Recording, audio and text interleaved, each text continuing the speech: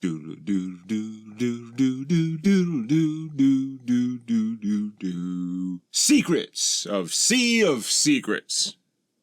Greetings, I'm Demonac, and this is a little behind the scenes on Sea of Secrets episode number 6, the Jungle episode. Which was a slightly presumptuous title considering that when the episode ends, they're still in the jungle, and could possibly be there a while. So, in case I was too subtle or artsy or whatever in presenting it, this was the elevator pitch for Uhamisho's backstory. Misho grew up in one of the last tribes of the north, in a particular village, like not a physical geographical village because they're nomads, but I'm going to call them a village, who are one of the very last groups who still hunt and gather and travel the old paths of Korstrad, without settling down.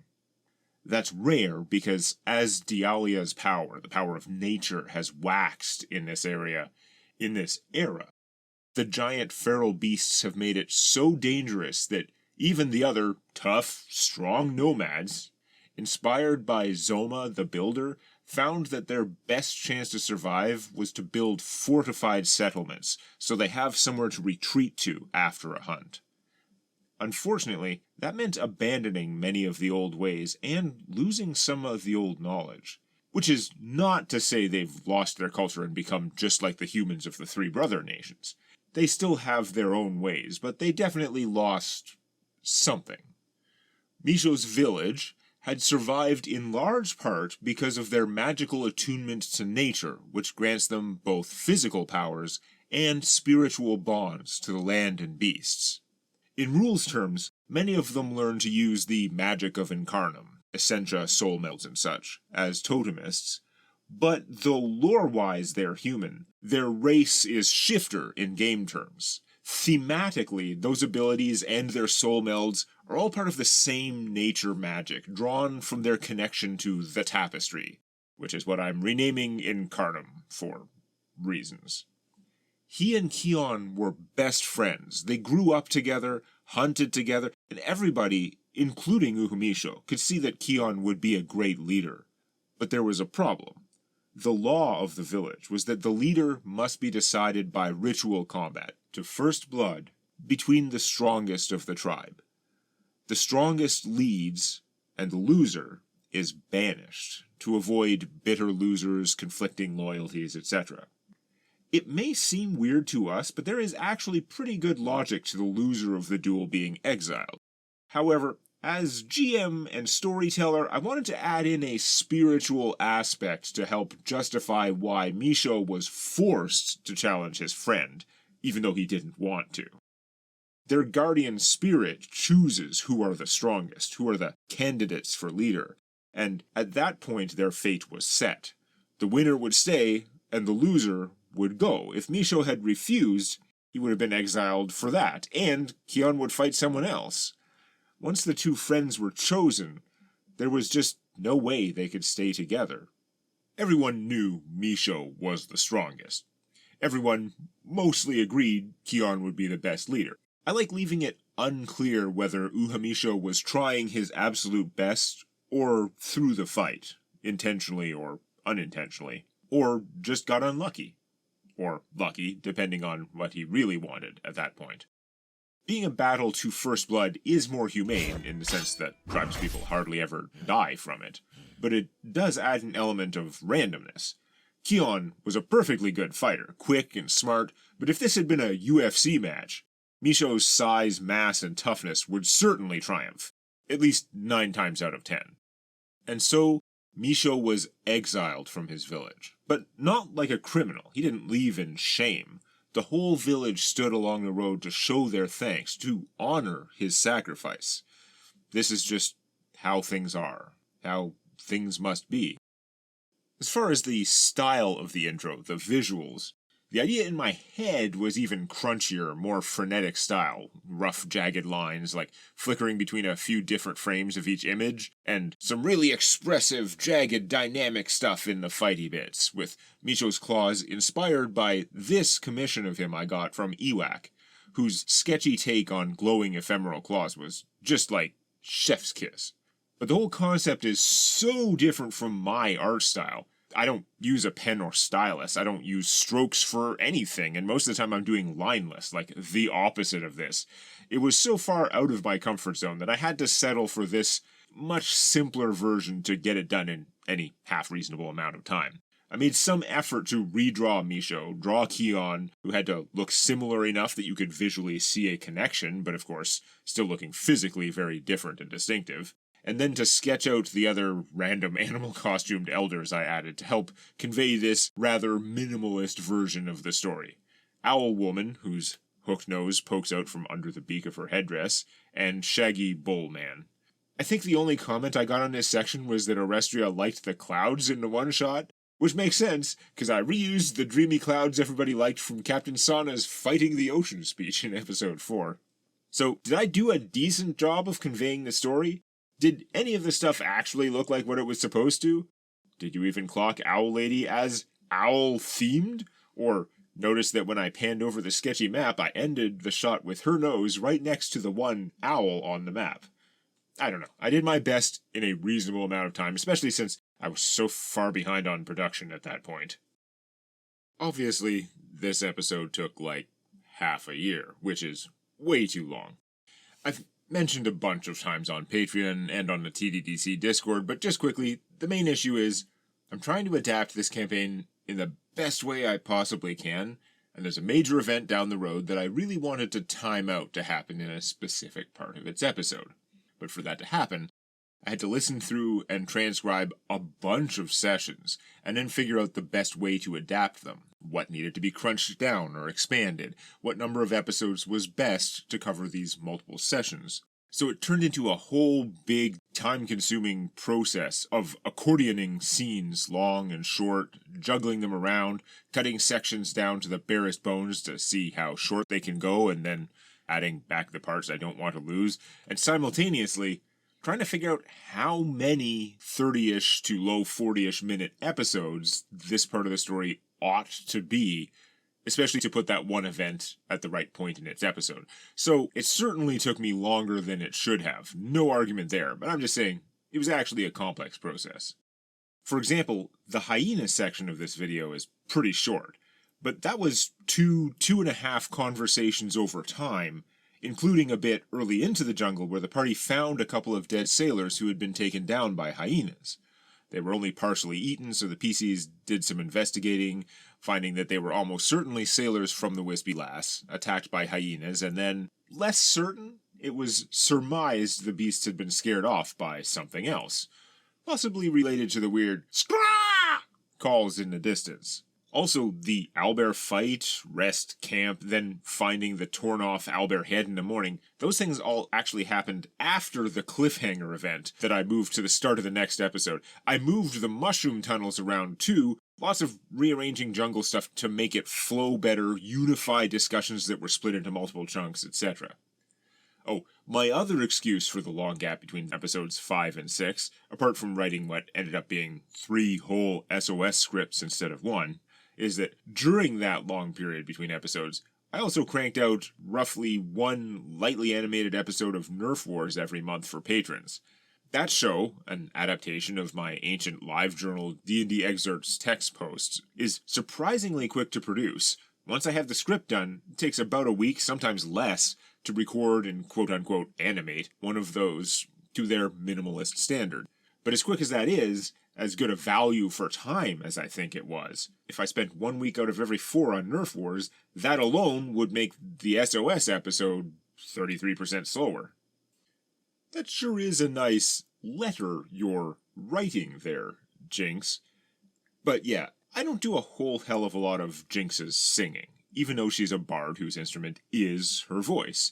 At least half the time when she starts her bonus to hit and damage song in combat, Launchpad declares what pop song she is singing to give that bonus, which is usually funny, but I'm the guy who sees a music category on Jeopardy and just nopes out, so unless he actually started singing the song, there's almost no chance I would recognize it, I still wouldn't know the band or artist unless he mentioned it, and of course, we've already had more than one session where I was missing the audio recording, and being non-music guy, there's no chance of me remembering a funny music reference if I don't have the session recorded. So, for some time, I had this idea for this musical number, to give Jinx her I Want song. To give her a big moment, I wrote lyrics, and over time I started to picture how I wanted to set the scene in the captain's cabin, the bookshelves, the painting of the mountain on the wall. Turning that into an actual, hopefully non-terrible, song was going to be a lot of work, though. It doesn't help that, though I obviously wrote it with "part of your world" as a base, my version diverged tune or tempo-wise in a number of places to better fit my lyrics or my vision of the acting and emotion that I wanted. And this made it tough to get across what I wanted to Orestria and to Coolboy Shane, who does all the new music for Sea of Secrets.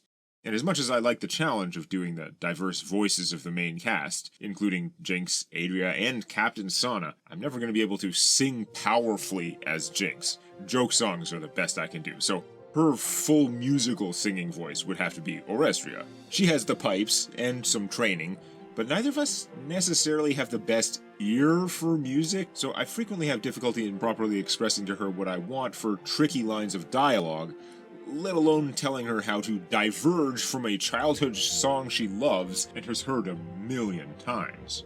Similarly, it was tough to express to Shane how I wanted the song to differ from the original, and he wasn't directly involved in our intercontinental recording sessions, so Orestria and I had gotten off-key as we recorded it all in little chunks, trying to get each bit just right. It was a lot of work for him to get us back to the right notes, and for me to get him onto the very not original tempo and timings in places to match up with my imaginary storyboarding. And even when that was all done to the best of our ability, then I had to try to animate changing emotion and make the lip sync look close enough to not pull people out of the moment too much. It was quite a job. And we never could get the "be somebody" to hit the way I imagined in my head. For patrons, I'm going to upload the test version that I sang, ignoring key where necessary to otherwise show them how I wanted it, and even I, with many hours of practice in the shower, could never quite get that urgent, desperate to be seen, "be" the way it was supposed to be in my head. I had come up with one whole clever visual, the transition from the tree trunks to Jinx crawling under the table, but I had to do a whole bunch of other choreographing to keep it interesting, especially for anybody rewatching.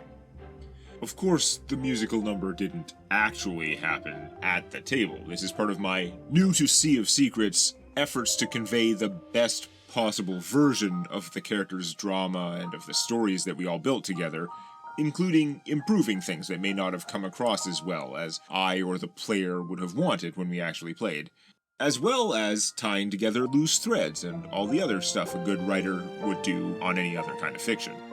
But regardless of being inserted after the fact, given that this is a musical, it definitely raises the question, how much of this was Jinx really saying, or singing, in-universe, to Blue?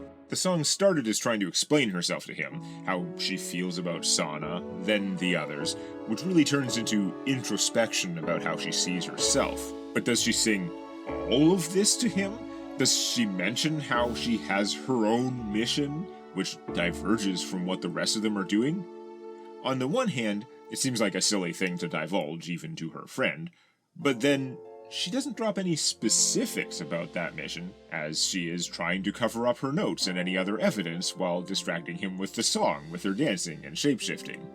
Ultimately, I'm going to have to leave it up to the viewer to decide how literal, how canon the song is, versus how much is inside Jinx's head. Uhamisho's build is pretty insane at these low levels, so it may surprise you to learn that he actually deals more damage than what you've seen. Kind of. Sometimes. Actually, because he'd mostly been overkilling things with the pounce, Misho's player changed up his soul melds for a while, covering all of this episode. No pounce, and I think less climbing ability, but with the Displacer Beast, Warp Panther soul meld, he gets this weird short-range teleport. It's at will, and only costs a move action, but to prevent that from being overpowered, using it completely ends your turn. Do not pass go. So you can attack first, then use it to get out of trouble, or to threaten a new target for tanking purposes. But you can't use it for a bunch of other things, like using it to escape being threatened and then cast ranged spells. And yes, as the text note said, he can't actually bring another character along with him, even a tiny one like Blue. The bite attack that he gains when he shifts, from his shifter race ability augmented by one of his feats, does less damage than his claws, and when used as a secondary attack, an extra strike beyond his primary attack, which in Misho's case is 2 claws, as a secondary it has -5 to hit, and only gets half his strength bonus to damage. But an extra attack is an extra chance to hit, a chance to deal a little more damage in any round, and is especially good in a campaign with minion rules. But this particular bite has a special extra power. On hit, in addition to its regular damage, it deals 1 point of constitution damage. Ability damage can be very useful or not, depending which ability score it's hitting and who you use it against, but constitution damage is always useful since that's the stat that gives extra hit points. And if your con bonus is reduced by con damage, you actually lose those extra hit points, 1 hit point per hit die. But note that I said, if your con bonus is reduced. The way ability scores work in modern D&D, your stat bonus, the mechanical effect, only improves at even numbers. And unlike most player characters who plan and build to those even numbers, monster stats have about a 50-50 chance, if not higher, of being odd numbers. So if Misho's bite hits and the target has Constitution 12 or 14, losing 1 point breaks the even number, and it loses 1 max and current hit point for every hit die, in addition to his actual bite damage. And if you don't know 3rd Ed monster math, those things might have way more hit dice than their challenge rating or the level you would normally fight them. So that 1 point of con damage could easily do more damage than the regular bite part. But if the target had an odd number for Constitution, like 11, 13, or 15, then dealing 1 point of Constitution damage does literally nothing unless he can bite it a second time, which is such a weird dynamic. You get lucky and hit with the bite, at -5 to hit, and then there's about a 50-50 chance it deals freakish OMG damage, and a 50-50 chance that it's less than his claw attacks. So you get this fuzzy, fudgy complication, and with unpredictable results, and then there's the weirdness that results when a lot of my quick stat blocks just have attacks, AC, and HP, but try to get away without detailing all the creature's skills and the 6 ability scores. That stuff normally doesn't matter much for monsters. But if I don't know the Constitution, and it suddenly matters because Misho's dealing 1 point of con damage, all we can do is turn it into literally a 50-50 roll of, does the Owlbear have even or odd con? Looks like it was odd, sorry. But after your bite, it's even now, so next bite that hits will be nasty. Anyway, that's why, unless the specifics of the Uhamisho bite con damage thing become important later, or there's a real funny discussion about it, it's probably getting left out of the episodes, give or take a big damage number. I will say that as the party levels up and gains magic items, Misho will remain quite deadly and tough, but should start to feel less crazily overpowered relative to the other PCs. The extra attacks from a natural weapon build, even before stacking huge strength, are just freakish in the early levels when nobody else has even a second attack. As they went through the jungle, they didn't do anything dumb, well, nothing dumb related to the wildlife specifically, so I didn't feel the need to throw extra random fights at them, but I had gathered and or made a bunch of stats for jungle animals. These ones are probably straight from the book, except I made a minion version of the hyenas so I could send a whole pack of them. Pause the video if you want to read them in detail. One thing I was trying out at this stage was giving minions straight up 50-50 saves for simplicity. That idea didn't last long, because there wasn't enough benefit to justify ignoring the spellcaster's save DCs, especially since DCs scale with spell level in this edition. So later on, I would switch to giving minions a flat save bonus, the same number for all their saves, so I didn't have to pretend to care what their actual ability scores ought to be. Anyway, adding to those mostly monster manual animals, I'm pretty sure I did invent this swarm of kindling ants for them to stumble over. Swarms in 3rd Ed D&D are pretty annoying because they're immune to weapons. Like, if you have a flaming sword, you could whack them for just the magic 1d6 fire damage or whatever. but otherwise you really need to burn them with oil flasks or something, or just get a spellcaster, who, in the case of this swarm, can hopefully blast them with some damage type other than fire. Because, of course, if kindling ants take any fire damage, the workers explode, dealing 46 fire, fortitude 13 for half, to all adjacent creatures. Pheromones emitted by the queen prevent them from exploding within 10 feet of the hive. But the one fight that was more planned, less random encounter, or if they mess with animals, was, of course, the Owlbears. I think the stats were only slightly tweaked, but I gave them glide movement for flavor, and swapped out their improved grab for other abilities to make them slightly more interesting and active. I say slightly because those many years ago when starting this campaign, I was a little too timid in inventing low-level monster abilities.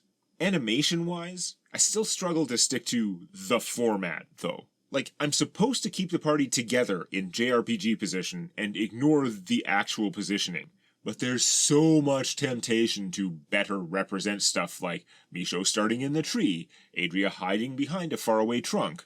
In reality, though, the formation was more like main party and NPCs at the back, then Paylor frontlining, then the male owlbear, then Misho jumped down to flank it, with Blue near him but off to the side, then the female owlbear arriving to flank Uhamisho.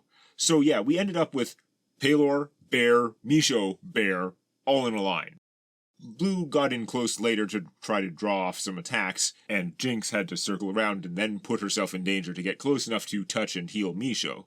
Also, looking at the stat blocks, I don't think the female literally enraged, as portrayed in the video.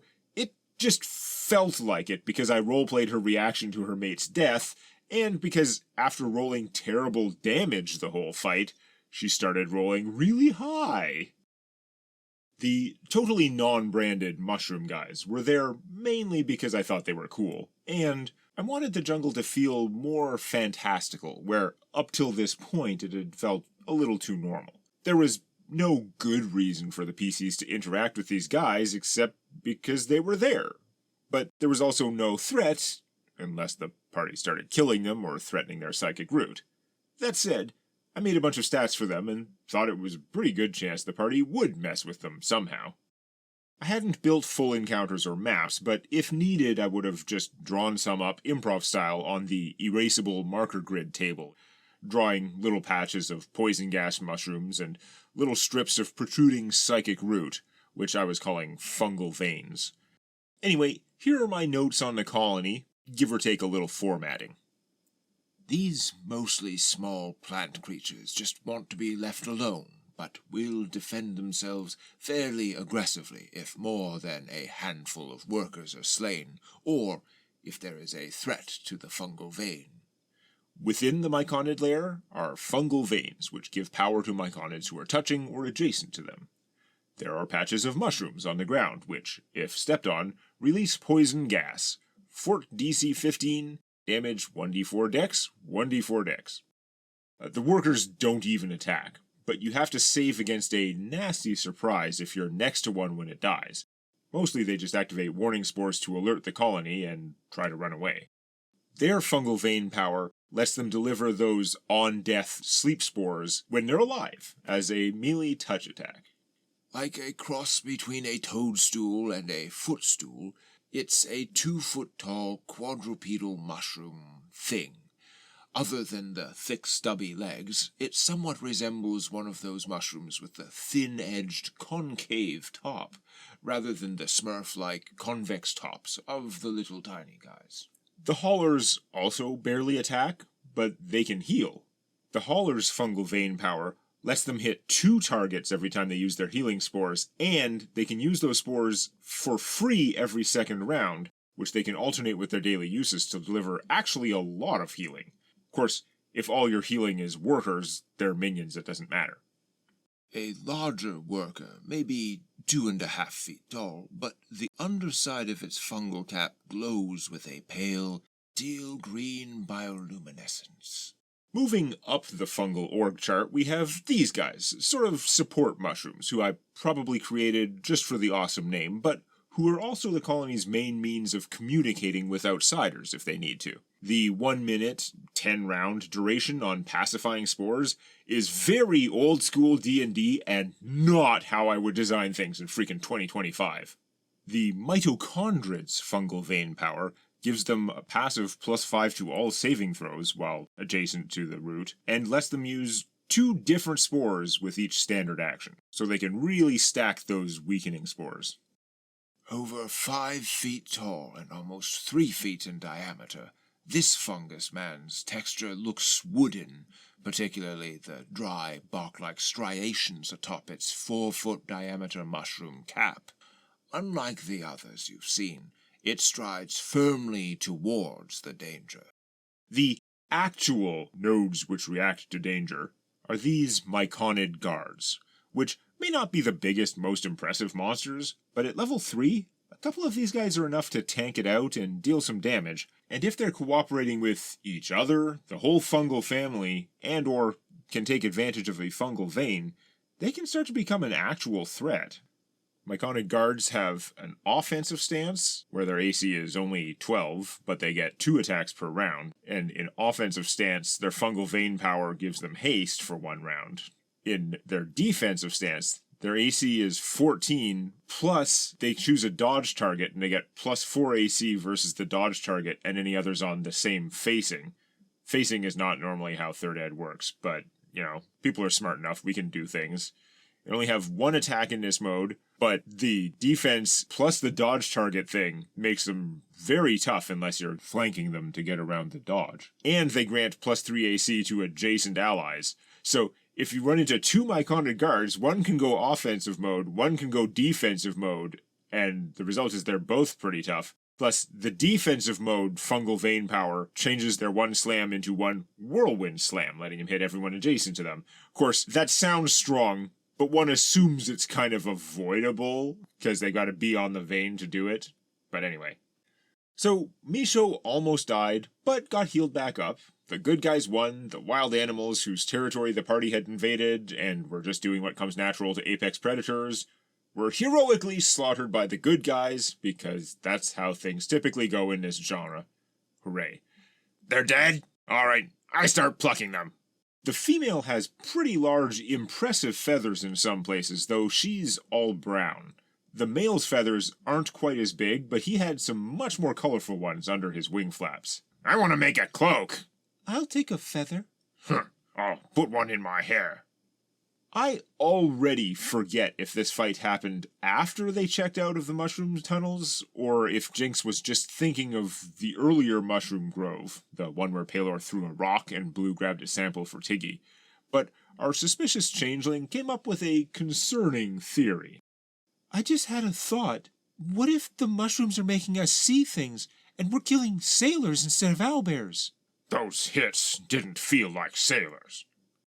Sailors probably provide fewer feathers, though, so unless this hallucination goes extremely long and deep and adapts cleverly to behavior like plucking the imagined feathers, not to mention what happened the next morning, so they were probably real owlbears. Speaking of which, I significantly cut down on Blue's creepy and grotesque screwing around with the decapitated owlbear head. I feel like the very quick references in the video got the vibe across efficiently. His desire for mischief, and the goblin's absolute disregard for how creepy and gross he was being. But there was a much longer version, a much more faithful and detailed adaptation of that bit. Is there brain in there? Yes, but, like, brain is not a particularly large proportion of the enormous head, it's mostly skull. I hollow it out and get inside. I'm gonna walk around in this thing. Just a walking head? Gonna solid snake this shit? You can pull a double bluff, facing one direction yourself, but having the head and beak pointing a different direction. Scraw! I'm keeping the head. You understand, right now it smells like blood and meat. In a couple days, it's gonna start smelling pretty bad. Probably faster in this heat. That's fine. I don't breathe. Huh. Blue would be the least affected by it. Can I take the head? It's pretty heavy, and the smell will become an issue for the others, eventually. I could burn it out, just carry the skull. Then recover it with the feathers you gathered. We can rebuild it, make it less smelly. That said, you do have negative strength. That's right. I already have the feathers. Okay, we can leave it. And some quick hits. Tracking was not a serious issue here, because the party were following dozens of people moving as a group. But it turned out there was some desire for more information about the sailors they were pursuing. Must be a way to tell how much we're gaining on these guys. They've got to poo, right? Oh, yeah, you found those traces as you go. Might be able to judge how fresh, how wet or dry it is. You know, basic tracking shit. Shit tracking shit. When Adria's ability to overhear telepathic messages first came up, hearing Samakun instructing the sharks around the shipwreck, I tried to make it a little mysterious where that ability came from. It is, of course, a power of the full mental jacket she looted from the old man scientist back in the Halfling Warrens, an item which otherwise just gives a bonus to a saving throw twice per day. The weird thing is, in the actual game, I still wasn't explaining it at this point around the fungus guys, and I really don't know why I was making such a big deal of it. That's why I cut out that mystery from the show, made it clear instead of this pointless exchange. Make an Arcana check. 16? Yeah, you're still not sure exactly why you've developed a weird mental sense, but you'll figure it out. Like, this is the second time it has come up. Multiple messages on each occasion from a magic item she's wearing? Why is it DC 16? To be clear, that's not as hard a check as a 5th edition DC 16, but it's still silly. These days, my bias has definitely flipped from pointless skill checks to give them as much info as you can, unless there's a good payoff to withholding it, and there's no payoff to this one. At some point, either near the end of this episode or early in the next one, there was an end of session, start of session. Doesn't matter to the story. But it came up in dialogue that I was going to start tracking experience properly, where up to this point I had not been focused on that, had mostly been fudging it. A luxury I didn't have in the original TDDC campaign, because if you have a 3.5 edition Artificer, XP is a resource they interact with way more than you gain a level. You guys earn 600 XP from the Owlbears, and then an added 200 just because. So each character should have a total of 6,800 XP. Except Paylor. What? Sorry, I wasn't paying attention. Everyone should have 6,800 XP except Paylor, because Paylor's been spreading his XP all over town. My awesome Patreon patrons get secrets videos about a week early so that I can answer some of their questions in this final video on YouTube, where I read the questions out in random, sometimes ridiculous voices. Like this. Martin asked, regarding owlbears as a being, what are they? Like, are they a natural beast? Or something altered by the goddess Dialia's blessings? Or created by magicians' experiments? Or who knows what? Owlbears are natural, as far as I'm concerned. Just the kind of bears in this biome.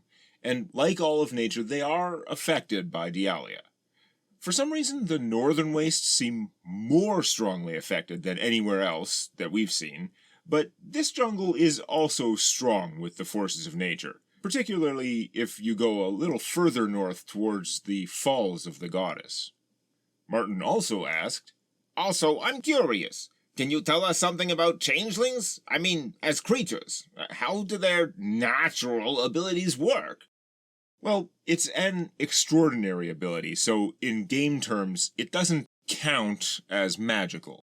Though, that feels like an LOTR elf, what you call magic sort of deal, because while it doesn't detect as magical, it clearly wouldn't work biologically IRL. The way I see it, the changeling's body has to be capable of morphing at a cellular level, but that means that their version of rigid, less living body structures, like bones, are actually fully alive in order to be able to change. They have to obey conservation of mass. Jinx can't change into a full-sized ogre, much less a giant. But I guess when I try to think about how I actually treat it, It's like the Changeling has a base mass volume, and they have a little, definitely magical but doesn't count as magic, leeway. So when Jinx changes into Boulder, she's mostly creating lower density areas in her body, which is part of why that's a hard one. Whereas when she goes halfling size, she's increasing her density. But because it's fantasy and not hard sci-fi, I kind of take a middle ground where halfling Jinx is heavy for a halfling, but still noticeably lighter than her regular form. Whereas when she grows to look like Boulder or a full-size elf, her weight increases noticeably, but she'd still be lighter than the real thing. Maybe she's converting some mass into magic or vice versa. According to scholars, their ancient origin is tied to doppelgangers, but while changelings are definitely out there, details of how they reproduce or are otherwise created are unclear. Mr. Nobody 13 asked, "How many magic systems are there in the DEATHFIN setting? We have Divine, Arcane, Psionic, and Incarnum off the top of my head." Also, Chi, or Blade Magic, Tome of Battle maneuvers. Plus, there is Fey/Spirit stuff, which may or may not be the same, which in turn begs the question, is demon/devil magic its own separate thing, while still mostly being like arcane and divine magic? What about elemental beings, like Ifrits living deep in the Underdark, or high up in the Feysky? At some point, from a lore perspective, it's all just magic, despite all these characters powering abilities and interacting with forces in different ways, using different rules. Hell, the 5D adventure I'm running as playtest is also set in DEATHFIN, and in my 5D system, should either counts as magic or, not magic. If you wanted to be a psionic character, you could play a mind mage and fluff all your spells and abilities as psionics for that classic feel of mental attacks and or charm and or telekinesis, or you could play an elementalist mage for a psionic evocation-y type. Or you could play whatever other class and archetype you want and flavor your abilities as psionics anyway, or blade magic, divine, etc. Which is not to say I ignore the differences in lore. The differences make for great lore, like Misho knowing lots about Essentia stuff and barely any technical stuff about the more typical magic Jinx and Adria use, while Blue and those Psionic Academy folks deal with their own weird forms of stuff. But at some point, the rules get involved, and then effects are detected or dispelled according to whatever the rules say. Though I enforce maximum transparency between systems. So, Dispel Psionics works on spells, Dispel Magic works on Psi, and in those rare cases when Blade Magic creates some kind of external effect that sticks around for a while, like the flames that stick around for a combat round after flaming charge, I'd let somebody try to dispel that too if they thought it was worth the effort.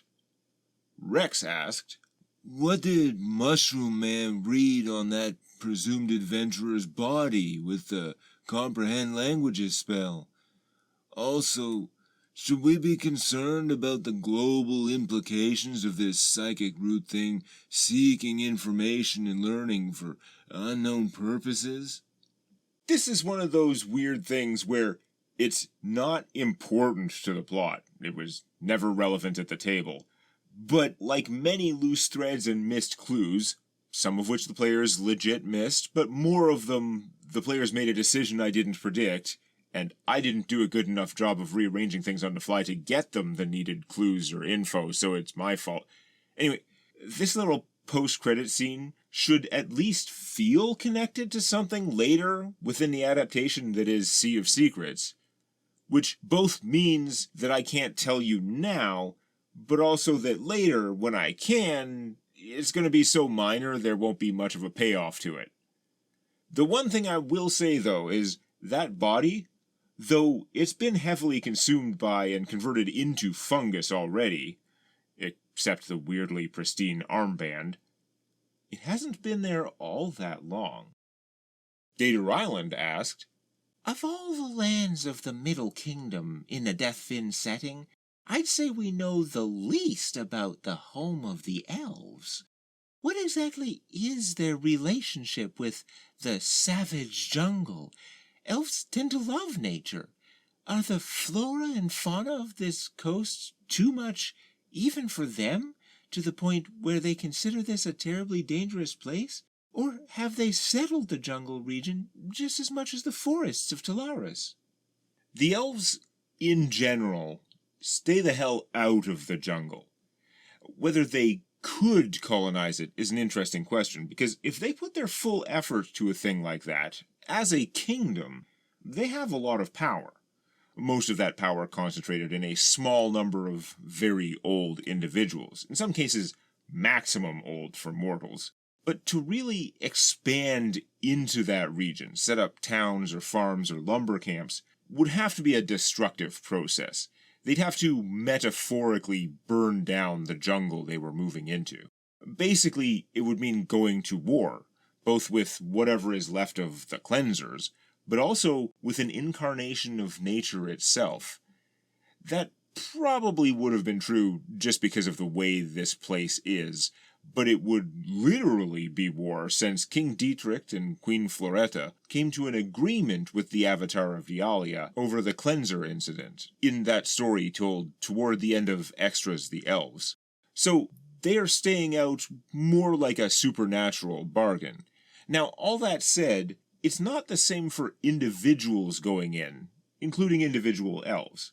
Of the elves living on the forest side of the jungle's border, some of them avoid the jungle like it's the dark forest in a fairy tale, whereas others go in and out, foraging rare herbs or even hunting for food. If you go into the jungle as a small group of people, you are exposing yourself to predators, deadly plants, dangerous rivers, quicksand, and who knows what. But you're basically just weird animals, and the jungle will treat you like weird animals.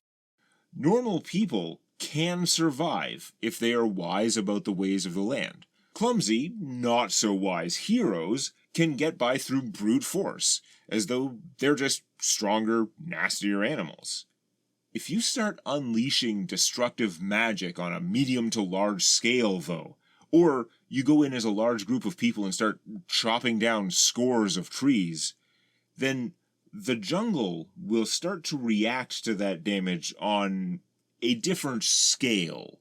You will no longer be fighting individual beasts or hazards, but the jungle itself. And that probably won't go well.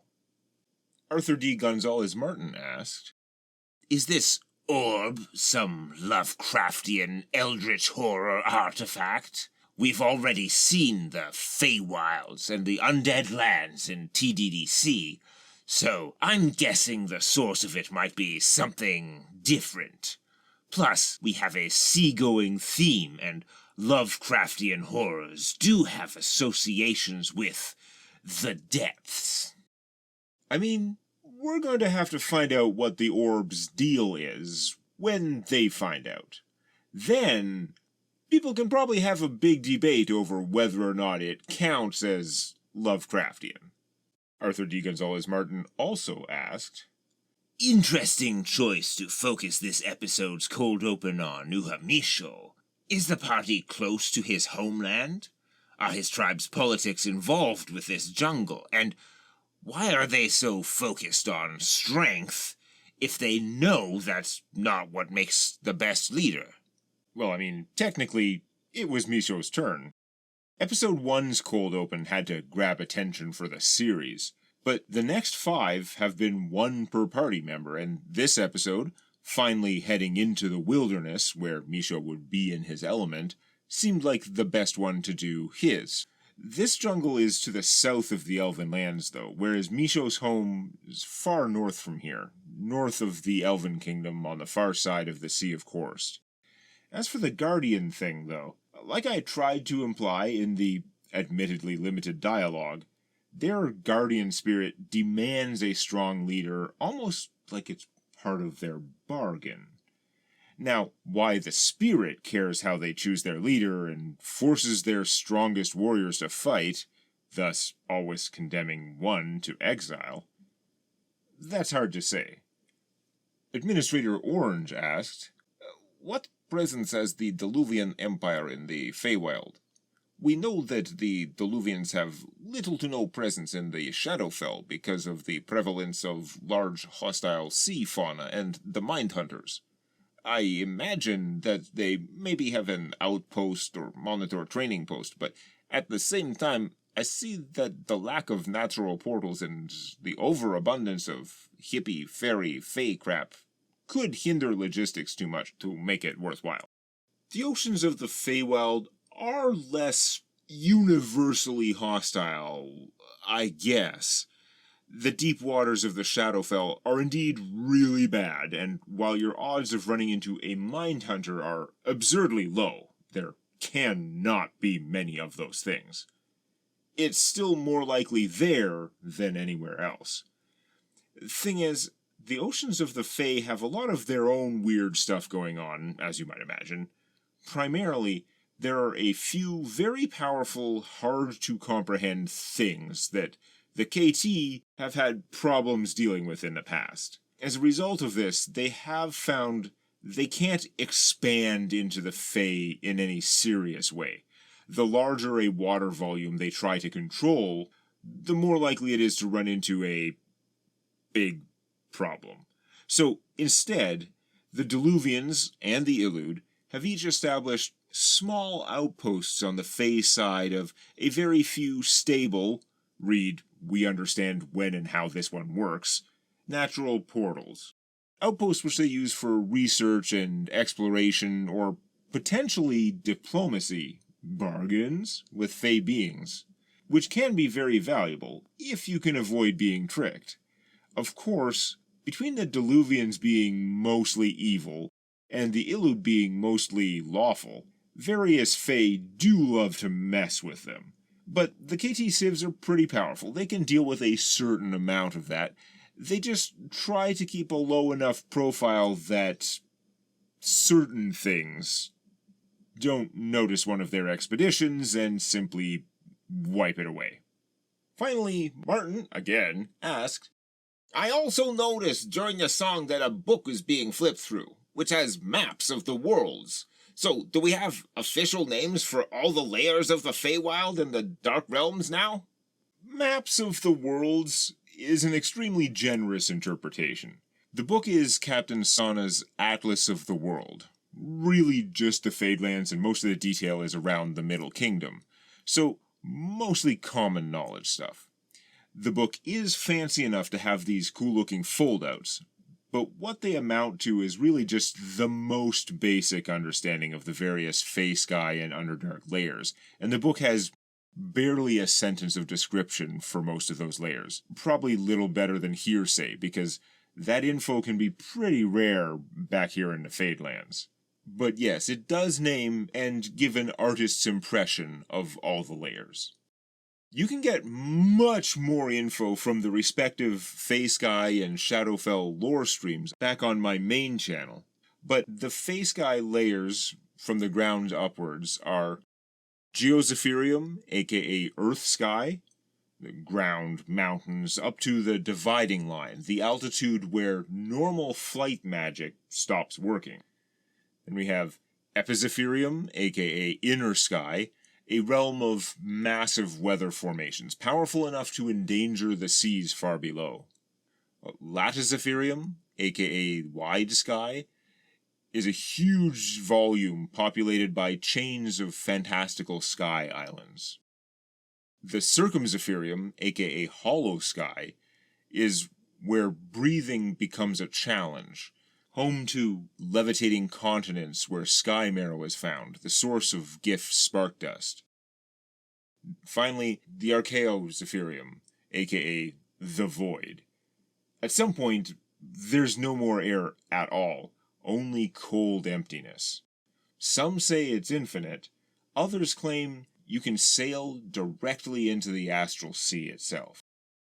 Similarly, on the other page, we have the Underdark layers from the Shadowfell. From the ground downwards, they're the shallows, which is surface down to about 1.5 kilometers of depth. Then the crust, or speleogene, which goes down to about 3 kilometers, and is home to most Underdark civilizations. Now that layer is still within the 3 continents, the same continents you see in the Fadelands. The next layer, the undersea, the littoral, goes down to about 4.5 kilometers depth, and in this area is where the seas bottom out, merging all the continents down there. Though water breaks through from time to time, forming underground lakes and seas and all kinds of lush, or at least moist, environments. The endless depths, or labyrinth, continues down at least 100 kilometers in places. The further down you go, the harder it is to find food, water, and life, but the richer the veins of rare metals and gems. Then you hit the molten line, or mantle. Somewhere at the bottom of the labyrinth lies this impassable layer of molten rock with mythical fire creatures. And finally, the grinding iron, or the core. Legends say something lies below the molten line, but what it is, or how anyone could possibly reach it, many myths and tales claim to know, all equally unbelievable. Despite having to rearrange and clean my whole house, I've recorded episode 7's audio and been drawing assets and gotten a little ways into the animation, plus I've got some new music from Cool Boy Shane. For patrons, I also got out Nerf Wars number 9, hopefully number 10 coming soon, though it looks like it's going to be a real short one. From now on, all secrets, extras, and junk like that are going to be here on the Demonac Extras channel, so make sure to subscribe if you haven't already, and I don't know, click like and junk, whatever. Thanks again to all my patrons who make both my channels possible, with a special shout out to Aether Mordu, Administrator Orange, Andrew Drake, Alberio, Oust, Aurelius, Bedamir, Bessie, Brethren, Carnlin, Bulk, Captain Rook, Dimmin, Darkwood, Dragonloot, Draugr, Eckerdeer Thalion, Earl of Sanguine, Fey Crossroads, Fireborn, Fright Knight, Gorefiend, General M.O., Gregor Draws, Gator Island, Nine, Hakoon, Lieutenant Red, Lonito, Lord Aben, Malison Desh, Mars Project, MG3D, Norgrin, OI1, Pedrig of Rooney, Overlord Thor, Pontus, Quackers, Rex, Ramar Ulfist, Skyter97, Rewoot, Stan the Man, Starfall, Sygax, Tambu and June, Toshiro 7, Volkfang, Valis, Woodley, Zombie, and Warsaw, the members of the organization. I considered reading all the names as the Owlbear, but in addition to getting old real fast, my voice couldn't stand up to that much. Scraw!